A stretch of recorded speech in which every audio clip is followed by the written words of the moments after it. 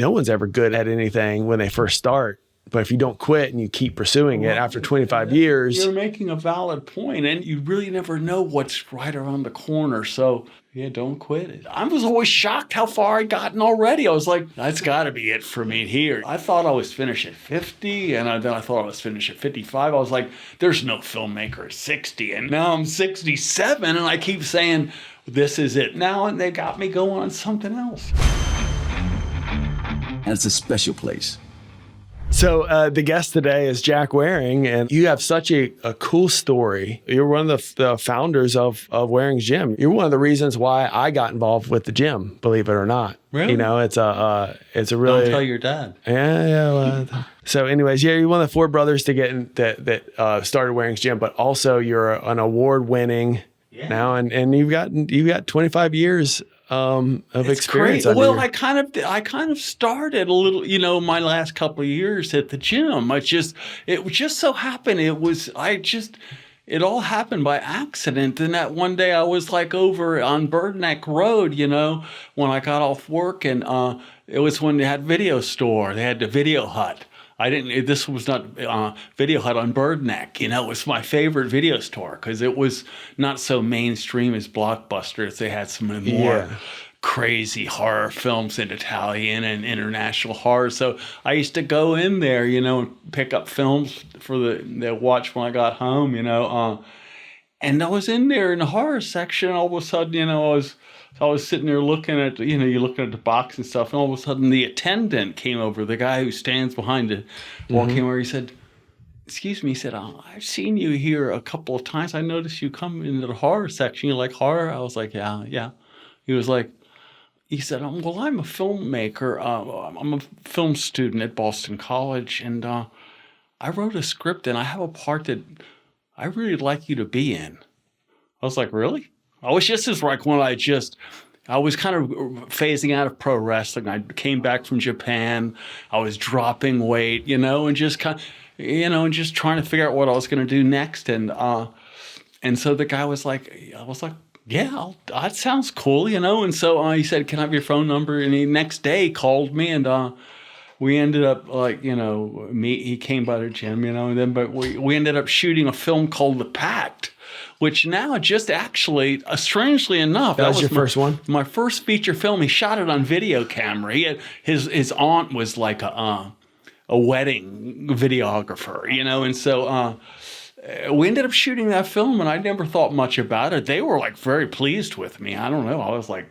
I was chewing up the scenery on that one. I played this crazy guy called Alvin, but it just so happened, it was only less than 2 years ago, it came out on Blu-ray. Oh, really? Yeah. The Pact? Yeah. The Pact, that first movie. And I'm like, I look at it, and it got great. I mean, I hate to blow my own horn, but I got the guy was like, this is like, obviously a bunch of kids shooting on a video camera, but the guy Alvin really made the movie. I was like, huh?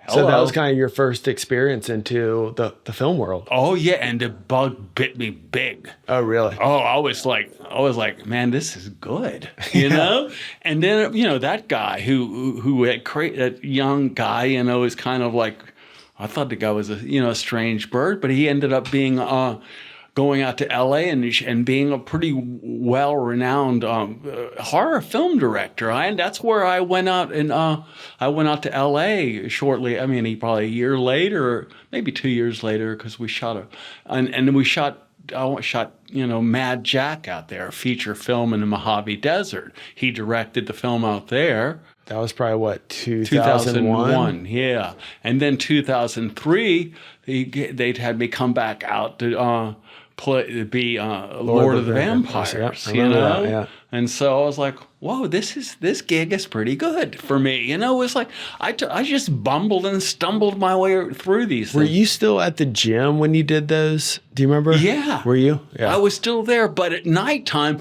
I'd open the gym at 6, get off at 7, and then I'd drive out to Norfolk to this place called the Actors Place, which I had a class at like 8 o'clock, 9 o'clock at night with Sylvia Harmon, who was like she was an understudy to Meisner. She was a master of the Meisner method of acting, which is like listen to the people you're working with. So that for the last couple of years at the gym, that's what I was doing. I was like working there, going to studying acting, getting a job here and there, and so listening, huh?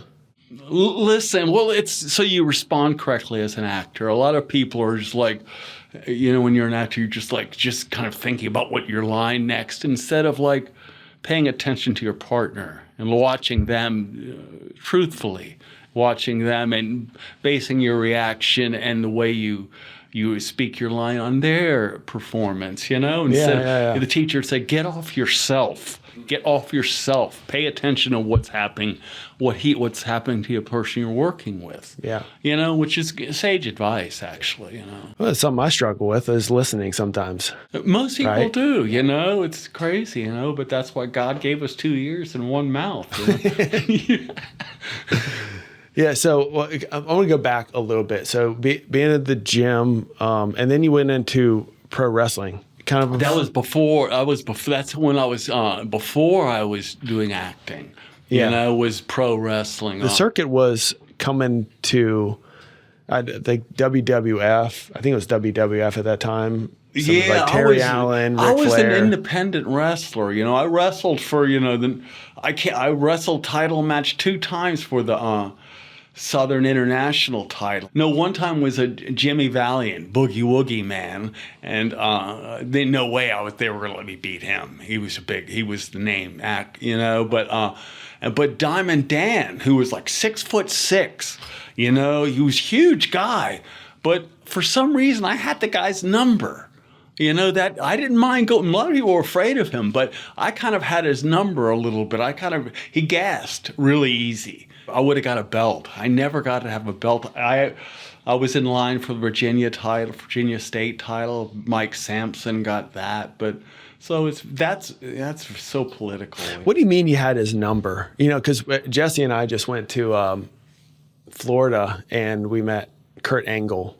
Kurt's been in the gym before, and he remembers the gym very well. And he came after I had left. I wish I'd have met. He's an impressive chap. Yeah, and it's funny because there's the conversation too on real versus fake, and there's a lot of realness to pro wrestling. Unquestionably, that's unquestionably it's hideously dangerous. I mean, especially the high spots, especially a guy like me who's like, for the audience to really comprehend you being able to match up against a guy who's 6'6" and 240 pounds, that you have to be able to do aerial things to offset your speed, and agility has to overtake his, and so there was, there's a lot of high flying kind of things, which is more than a few times, I would like take a spot and hit the mat and just for a second just wiggle my toes,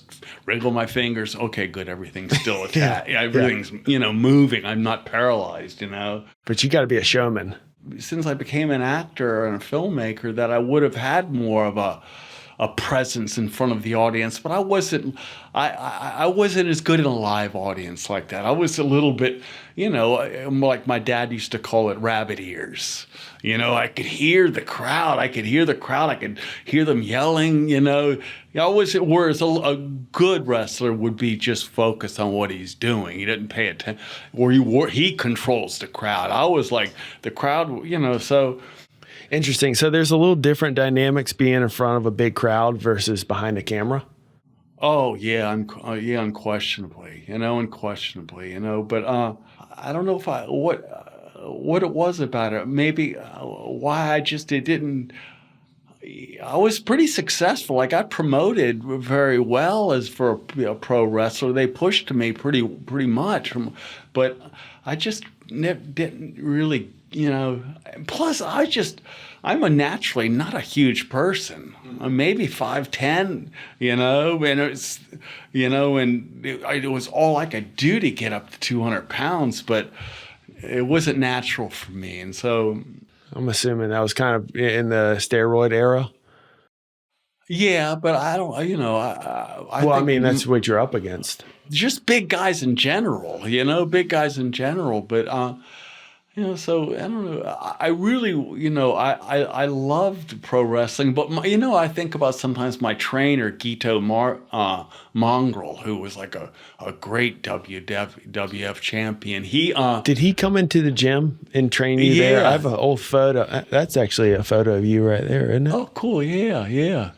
Gosh, but Guido, he came that's how I got into wrestling. Oddly, he came into the gym one day, and I was just standing behind the counter. He paid in. I wasn't paying. He was like, "You ever considered being a pro wrestler? You'd be a good baby face." I was like, "Really?" I thought, wow, that'd be neato. He's like, and so he started. He said, we'll trade off membership. He said, and if you maybe let me train a couple of other people here at your gym on Sundays with you, I'll train you for free. We'll bring in the other guys. They'll, and so it worked out. It was really good. When he was the one who took me up to Pittsburgh and got me. That's my first match there was what's that crazy guy's name? Macho Man? No, guy with he got his ear torn off, in a turnbuckle and stuff. Oh, Cactus Jack. Oh, okay. I don't know if you remember, but they changed his name to something else, I think. But he was a crazy guy, but he was like one of my first matches, So he got his ear ripped off in a turnbuckle? Oh my God, in Japan, it was hideous.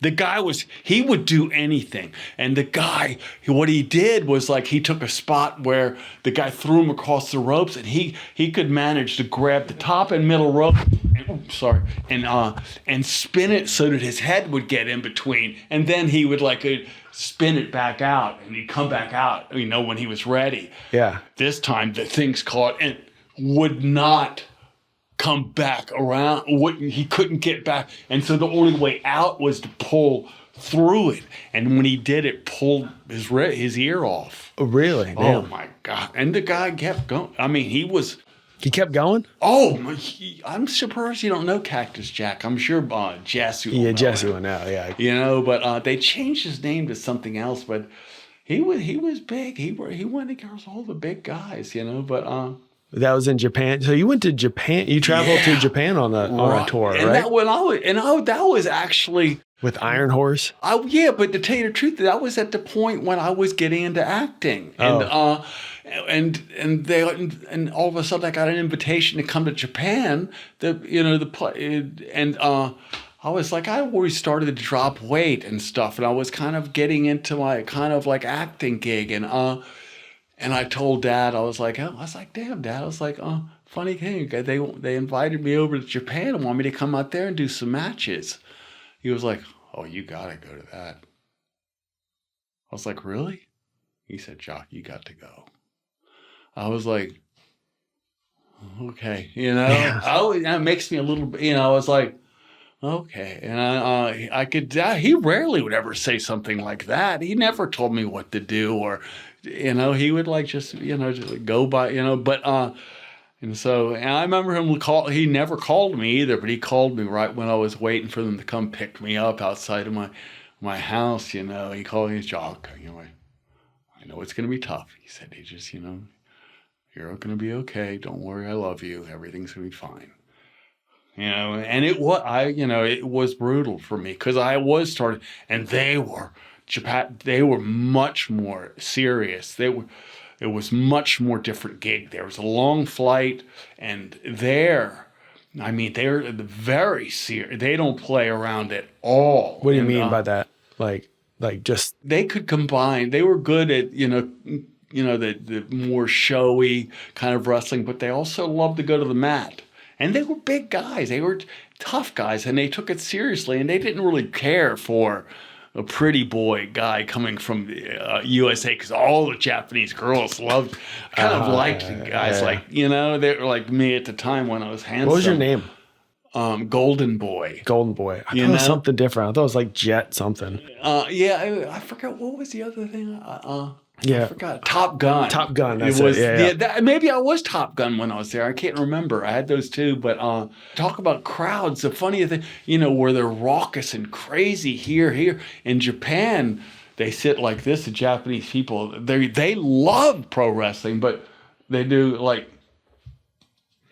Oh, really? They're very kind of, Japanese don't like to draw a lot of attention. They're kind of a different culture, man. The whole thing was a culture shock to me, but yeah. And so, but I got through it, and I was like, thank God, okay, I'm God. I flew home, and then I had the story to tell about being in Japan, so that was fine. Yeah. But I'm glad I got through it. I mean, I was, like I say, my mind, it wasn't just my body weight had come down, my mindset. I'd lost any kind of aggressiveness or interest in it. And I was studying that as an actor more. I'd already had several films, and so, but it was just the fact that my dad said, oh, Jock, you got to go because, because you don't get invited there too much, and it's a dream for most pro wrestlers. So your dad was pretty influential guy in your life? Oh yeah. I mean, I think he was pretty influential in a lot of people's lives. Oh yeah. Oh my God. But yeah, I had a lot of the same. My dad was a real I'd say frustrated actor himself. He got to do some TV. Yeah, because he did some TV shows, Jungle John, and things like that. And he got cast in I remember this producer came down, cast him as a bartender, a down luck bartender, but the guy ended up being kind of a BSer, and it never came off. But I could tell my dad, so I felt like I was kind of living that kind of part for him a little bit too, and when he started to see I was doing kind of good in acting and getting some press a little bit in some movies, he's like, oh, I got to tell you, Jock, he said, you got moxie. I was like, what's that? I was like, what is that? And he said, well, for you, he said, moxie means you're really lousy at something, but you think you're good at it. You actually believe you're kind of good at it, and you believe it so much that other people you're working with, they think it too. They start to believe it too. I was like, thanks, Dad. Yeah. Well, I think that's. You're really lousy. He said, but you think you're good and it rubs off on other people. Well, sometimes that's how it works, right? You always start at everything pretty lousy. And I actually, do you remember Jake Seinfeld? Yeah, very well. So, I reached out to him about coming on the podcast. He's an entertaining chap. He was. is. I'm very interested in it because he was a fitness influencer before the internet. Have you ever seen my TV shows I did on his channel? He had a TV channel, and I had a show called I want to say Healthy Living, which sounds so generic, but he was another. I luck out all the time. He was like, Dude, I'm starting a new. It's called the Cable Health Club. He said, and I want you to have a show. He said, I want you to come out. And so I'll show them to you. They're on, but. What year was that? Do you know? I want to say about 2002-ish. Around that time. Okay. The point I was kind of trying to make with that too is I reached out to him, but then one of his sayings right now is "Don't quit." No, it always has been. What is it? Yeah. And I love that saying because I think that's kind of to the same point as like no one's ever good at anything when they first start. But if you don't quit and you keep pursuing it after 25 years, you're making a valid point, and you really never know. You really never know what's right around the corner. So yeah, don't quit it. Is there any kind of points in your acting career where you just felt like you wanted to? Oh, I've stopped several times. Not because you're quitting. I just felt, man, I was always shocked how far I'd gotten already. I was like, that's got to be it for me here. It's been, I thought I was finished at 50, and then I thought I was finished at 55. I was like, there's no filmmaker at 60. And now I'm 67, and I keep saying, this is it. And next thing now, they got me going on something else. You've gone from, well, coach in the gym to showman wrestling to actor on movies, and now you are a filmmaker, right? Yeah, so you're more directing? Right. Even though my first love, I got into it as an actor, and that was all I ever, but then when I left the gym, I was like, okay, what am I going to do now? I thought, well, I'm going to write a script and get, I'll find a director to shoot the thing, and I'll play the guy. This is when I wrote Angel Head, the feature script, and I couldn't get a director, I didn't know how to go about it. And I said, screw it. And I ended up looking on, I went to New York. I said, I went back to film school. I went to New York Film Academy. Is that when you made those 3 shorts? Yeah. Yeah, okay. That's why I kind of went there. I was kind of like, I don't know. I was like, well, I said, I'm going to go there and get my degree as a director. I'm going to learn to be a director, which seemed crazy because I was 42 then, and I was, but I would tell you the truth. At that point, I'd already done a couple of features and a couple of short films that were fairly well regarded. And to tell you the truth, I had more experience than some of the teachers. I'd say most of the teachers I'd been in more, and I think that was kind of rubbed them the wrong way. They were like, what's this? Like I was a ringer a little bit, but I wasn't. I was just trying to learn what cinema photography was about, how to storyboard, how to direct, these kind of things, and plus I knew that when I came out, I'd have some films, and that was important to me to have a couple of films in my repertoire, some new ones, and that I could shoot in the New York streets. And so, and ended up that being, that's all I needed, because when I graduated from that film school in 2004, immediately, maybe because I've always been enamored of European film. It's like it's still a major influence for me. And so I wanted to shoot a film in the Czech Republic, or I just at least wanted to go there because who was it? Jan Schwenkmeyer is one of my favorite directors. He's a really weird, does a lot of stop animation, all kinds of weird stuff, but he's a beloved son in Prague in the Czech Republic. So I went there just to get a feel for the place. And as soon as I got into my hotel there, I knew the front desk guys like, oh yes, I know a guy who might be, and they looked at my films there, and the Clown and Monkey, they loved that one there. And so that was just enough for them to sign up and let me do a film there. A camera operator, they got for me and let me make, that's where I went and made Green Man, or Zeleny Mouge it's called. And what's that? Clown and Monkey. Can you find, is that on YouTube? Yeah, that's on my channel. Yeah, that's I like that aged one. Fairly well. Yeah, but and then I ended up in 2016 making Clown and Girl, and I always figured it was going to be a trilogy. I still think I'm going to do Clown and Monkey, Clown and Girl, and now I'm going to keep thinking, what's in the last Clown trilogy? What kind of weird clown do I want to do this time? So, but to tell you the truth, clowns have gotten overdone lately. Well, that particular clown is a little bit different than kind of like modern day horror, like the kind of style. That was more seedy. Because I was in your dad's house yesterday, actually, and he has a big poster of a clown.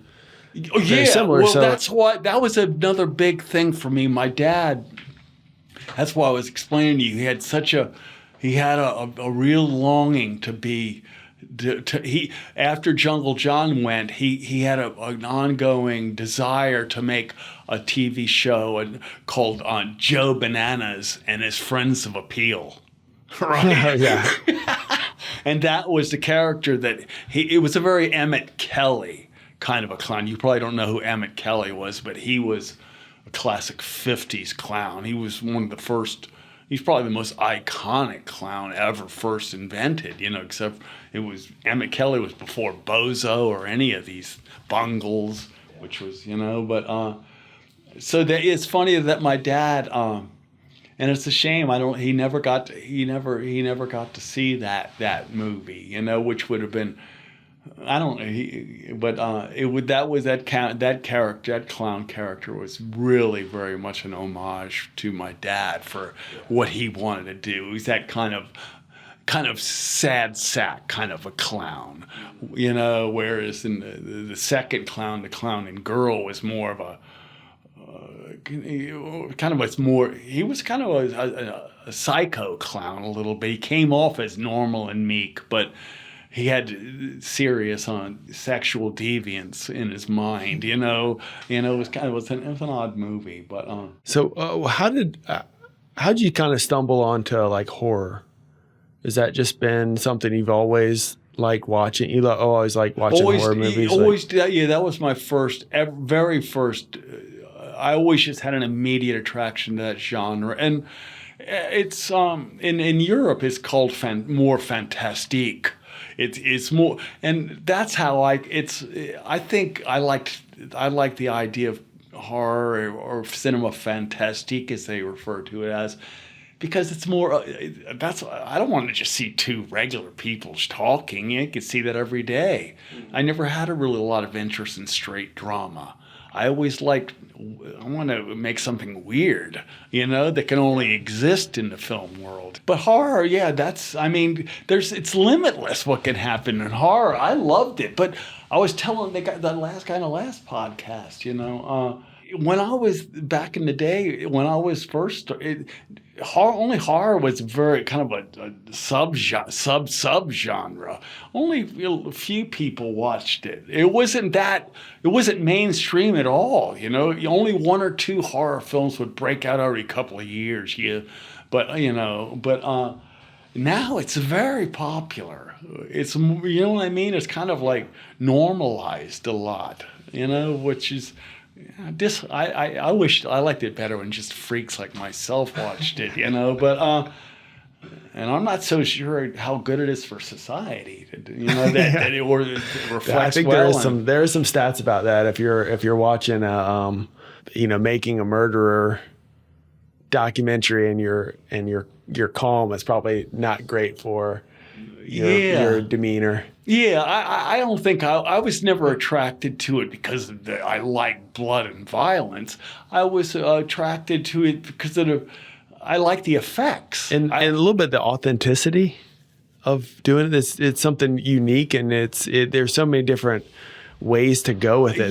That you're allowed to be creative, you know. Yeah, that's what I mean. There was more boundless. There were no rules, and actually, in that particular genre, whereas in most films they're like, okay, I want to make a film, but if they're going to produce your film, they're going to like, who's the actor? Because that's how they get the financing. You're like, well, you need a good actor, a name director, to get interest. Whereas in horror, it's not like that. It was the idea or the monster or the hook of the story. It was the star of the film. You know, I find this to be true now, that having a named star is distracting to it. It seems more realistic when you don't know the characters in the film. You kind of buy into the reality of it more, you know. So yeah, that's interesting. Just the business of film, right? And I guess I never even thought about the selling point is the actor. Yeah, that's. But you're selling the storyline and the idea. Right. It doesn't have a hook. You know what I mean? If it's got something that's like that.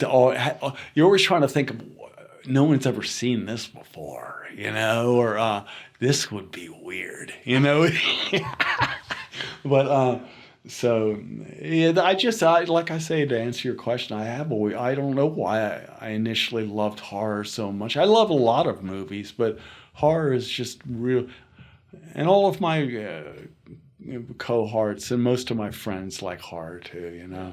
If you don't mind, I want to kind of go back to the early, kind of some of the early days in the gym. You know, I came in, I started working in 2001. So you guys started in, I want to say 78.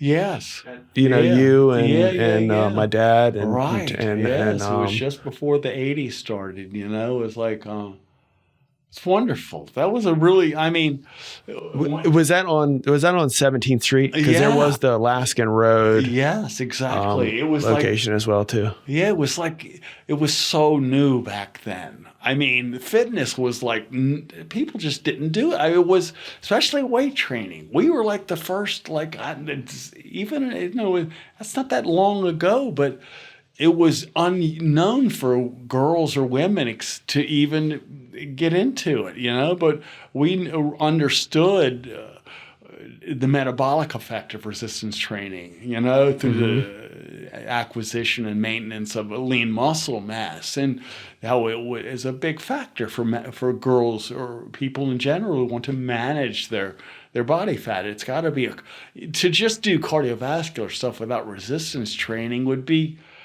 if you lost 15 pounds, like, oh, my goal is to lose 15 pounds.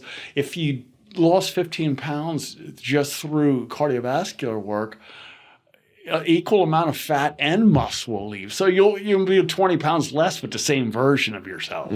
Whereas if you maintain large muscle groups at the center of the body through resistance training, you maintain your metabolic rate and the shapeliness of you can pursue a shape. Yeah, you know? It's crazy how that's just culturally has changed from women not working out to now mostly women, and most of them are stronger than some of the guys in there. Yes, and they're all weight training. They're all strength training, you know. Right. I mean, you typically, I mean, just even like simple things like, you know, not naturally maintaining density of the glutes and not, you know, but, and exemplifying the upper back muscle groups to create a certain contour, you know, and this type of thing is, it puts the participant in an active pursuit of, you know, their ideal of what they want. That's what I'm like, you know, get a mental image of what you want to do, and we'll put you there. Yeah. So what was 17th Street like, the gym? It was a little more hardcore, a little bit in that there wasn't a lot of fancy, or just it was just a little bit of. It was just a little edgier. Smelled like iron and old boxing gloves. Maybe it was not. I mean, no, it was cool and unique and wonderful, but it was just the beginning days of this type of thing, and it was just the beginning time of men and women really working out together on it. And we used to like separate them on different days.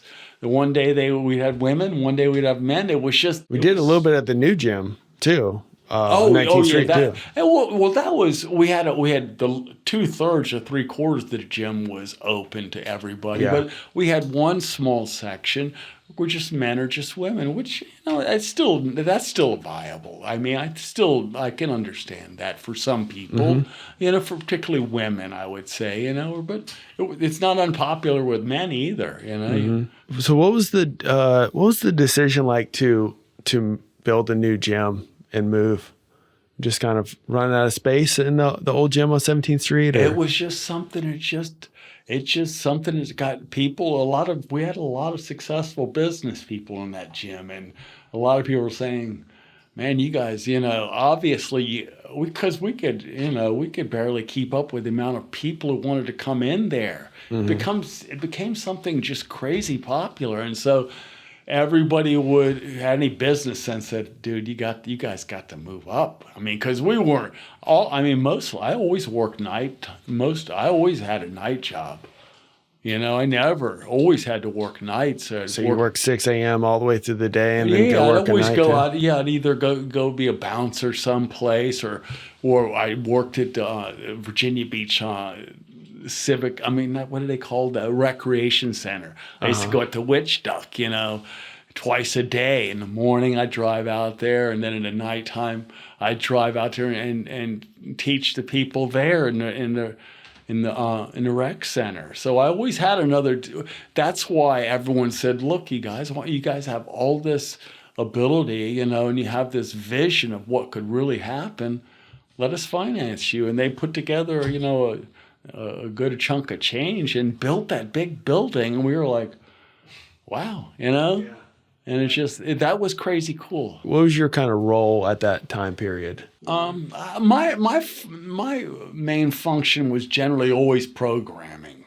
I was always programming, Really? the one all who the workout cards, we still have them in the gym. Yeah. Yeah, well, that was my thing, always was programming. And later, I branched off into do marketing. Yeah, I was going to say I ended up doing yeah. marketing newsletters, writing newsletters, and send. Yeah, because I think you're one of the reasons why we kind of became publicly recognized in the area. I mean, Bob was out training Sweet Pea, but doing some of the work, the advertising and marketing for the gym, we were recognized as best of the beach. Well, we had to advertise to a degree, not because to get new, not obviously to get new people, but a lot of people were under the impression that you could certain people weren't allowed to come in there. It was too serious.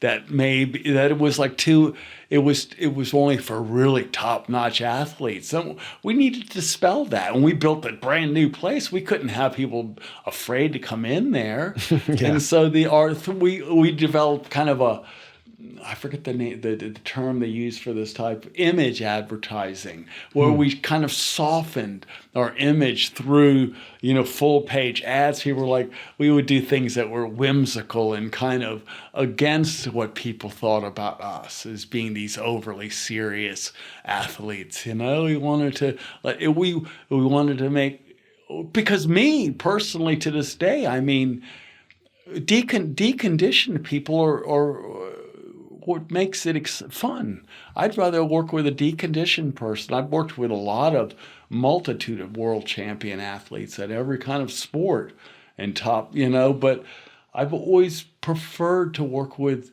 deconditioned or people who were didn't think it was possible for them, because it is possible, It is possible for them. They just need to have somebody show them. And some trainers would try to get people kind of addicted, where they've made it so complex that they felt like, wow, I can't get rid of my trainer. I wouldn't know what to do. We were about teaching them, it's like the old saying, it's better to instead of giving somebody a fish every day, teach them how to fish. And then you can eat forever. And this was what we had a system of bringing a deconditioned person in, putting them on their first 2-week program. After 2 weeks, they learned the terminology. They learned basic movements. Second 2 weeks, you go to this group of exercises.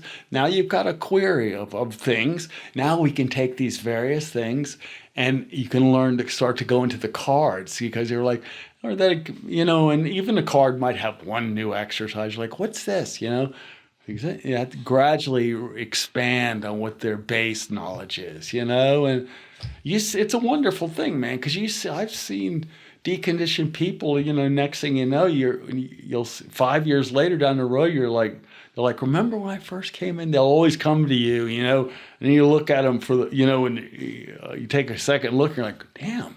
They were like really great, they have great genetics, they just needed someone to show them. Yeah. So it was a strategic decision to start to be a little bit more acceptable to general population. Yeah. We never wanted to be known as the hardcore mean guy, scary guys. We weren't like that. We liked people, and we particularly liked deconditioned people. We wanted to help people, We have this sitting up on our wall. Walk by it every day. I believe you wrote that. Oh yeah. In 2005. Mm-hmm. Oh yeah. When I left, when I started, writing my Angel Head script, Mike was this looks like the thing Mike was like.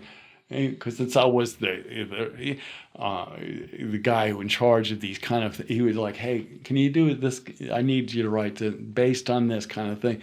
Mike would always tell, have an idea of what he wanted me to do, and then I would take it and sketch it out for him, and he'd look and say, yeah, that's good. You can maybe this would change or something, but he was really supportive of me in that, kind of thing. And Who said Mike, my father? Yeah. Yeah. He was like, Yeah, so we read this pretty often as our mission statement at the gym. I'll read it. Really? Go ahead. I figure the people that are listening to this podcast are probably like, what are you guys looking at? So it's a mission statement. It's kind of what we stand for at the gym, written by Jack Wareing in 2005. So our grandfather opened the first Wareing's gym in 1923. Our father opened his gym over 45 years ago in Virginia Beach. The success of our grandfather and father was because of their always give more than you take attitude. With their no frills, no nonsense, just results approach to proper exercise. When our father turned the gym over to us in 1978, we maintained the commitment to these family traditions and beliefs. We have always strived to do the common things uncommonly well, and it's not the quantity of instruction we do, but the quality of our instruction we give that counts. Because of these feelings and beliefs, we know that there is no other advertisement like a good reputation. Our gym's reputation shows the integrity and honesty of what our name represents. We truly believe the level of instruction we give our members affects everything else in our gym and our lives. We must never be satisfied with our instruction is fairly good, pretty good, or good enough. Nothing short of the best is good enough. Nothing short of the best will do because only the best is good enough to provide our members the results and benefits that they have paid for. Their success is our success. Helping a person realize their potential helps them. It helps the gym, the community, and even the world. But just as importantly, it helps you as a person. That's awesome. Yeah, that's what Mike. Well written. Yeah, that's it. Explaining earlier the quality and not the quantity of our training. It was about, you know what I mean? If you teach somebody, if you're training somebody full time, 3 days a week, year after year, that's quantity. Mm-hmm. But if you give quality training, you work with them 1 time, 2 time, let them go off for a week, treat them 1 time, 2 time, let them go. They learn, it's like, you teach a kid to walk a little bit and then you're watching them, but I could see them. I could tell, but that's what it was. And I love the line, we strive to do the common things uncommonly well. And one of the things we do really well is just know people's names. Yeah. And it's something that's, I think it's the sweetest sound somebody can hear is the sound of their own name. And yeah. Right, but doing common things uncommonly well, to be honest with you, I stole that from Keebler's Keebler chocolate chip cookies. I knew it came from somewhere. Got the real dirt on that one. Yeah, you got me on that one. Well, cool, Jack. I appreciate you coming here today. You introduced me to a word I didn't know existed, laurels. Yeah. You got a few rest on you, so you never rested on your laurels. No. Well, I guess what that means is that as a film in film festivals, when they give you your official selection, I've got best actor, best director. There's these laurels, you know what I mean? Those the kind of like Roman kind of and so branch. That's what they say. Don't rest on your laurels, because you have them on your wall and you're like, no, you're not finished yet. Yeah.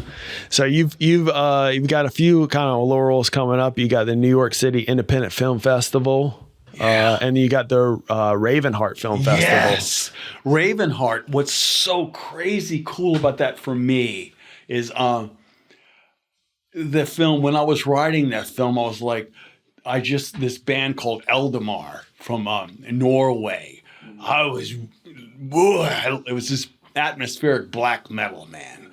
And I found the guy Matthias Hemingsby, who's the main vocalist and the whole leader of the band, and I emailed him. I was like, hey, I'm making this film here. I sent him my early rough storyboard, and he was like, yes, let's go. I was like, and because, most people idolize, sports heroes, great actors, big politicians. For me, I mean, it's black metal guys in European black metal vocalists. That's my main, that's my one your thing thing, I huh? dream to be, Really? But he's awesome vocalist too. I'll send you the clip of him. He's really? and he's a cool ass guy, man. We've gotten to be I have gotten to be real good friends with a number of guys from France, Germany, all kinds of metal bands who appreciate my work and that's for your latest film, but the thing cool about Ravenheart Festival, it's in Norway, which is his home country, and they're over the moon about that. They think it's so great that this they're one of their favorite sons of Norway has hooked up with this hard director in America, and that we're going to meet at the. They want us to come meet they want me to come introduce the film and do a Q&A out there in Norway in June. Yeah. So that's exciting for me to go to finally meet the guy. Yeah. Oh, okay. Yeah, it's super cool. So you got the when are those? The Norway Festival is in June. I'm supposed to go out there, so I'm 75% I'm gonna go. I'm like, ooh, but some things I'm like, ooh, but I do love Norway. I'd love to go. I've never been that part of Europe, so. And that was for your latest film, the Red Riding Hood 2.0. Yeah, Red Riding Hood 2.0. That's pretty cool. Yeah. Yeah. That shot really well.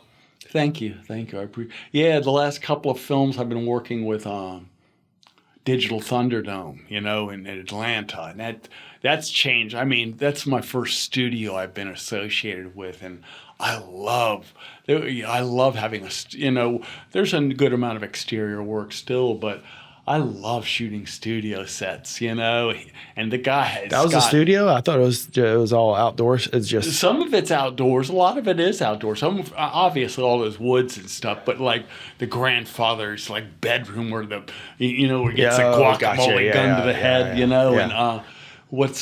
and that cave in the beginning. Yeah, the cave was that's cool. A set. Yeah. This guy, the beautiful set, man. You're like being inside a real, They're great artists. I mean, these guys who work in that studio are so smart, so talented that I'm kind of like, whoa, I write the films and direct them, but I'm really relying on them a lot to do some cool things for me. Yeah, that's cool. So, all right, well, best of luck at these film festivals. I'm real excited that we got you got to share some of your journey and the and all the cool stuff that you got going on. So thank you, pal. I really appreciate it very much. Thank you.